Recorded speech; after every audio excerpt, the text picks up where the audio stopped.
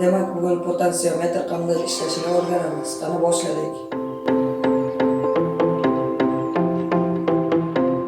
Bizga bugungi darsimizda potansiyometr, simlar va Arduino platasi kerak bo'ladi. Demak, birinchi potansiyometrni siqib olamiz.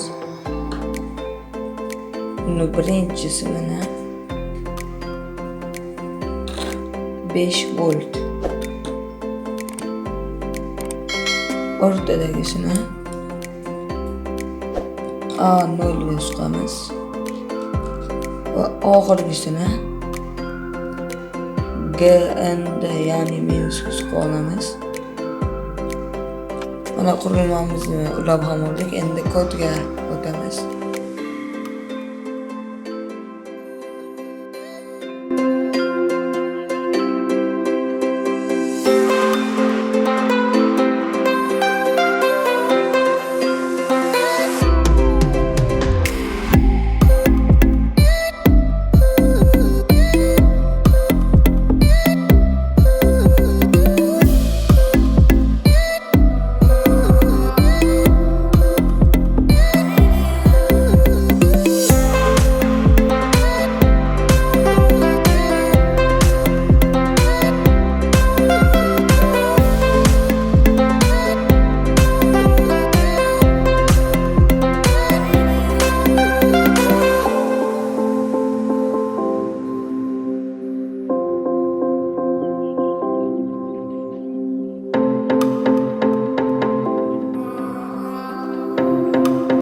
Bugungi darsimiz ham o'z nihoyasiga yetdi. Agar sizga videolarimiz yoqsa va videolarimiz sizga qiziq bo'lsa, kanalimga obuna bo'lishni unutmang.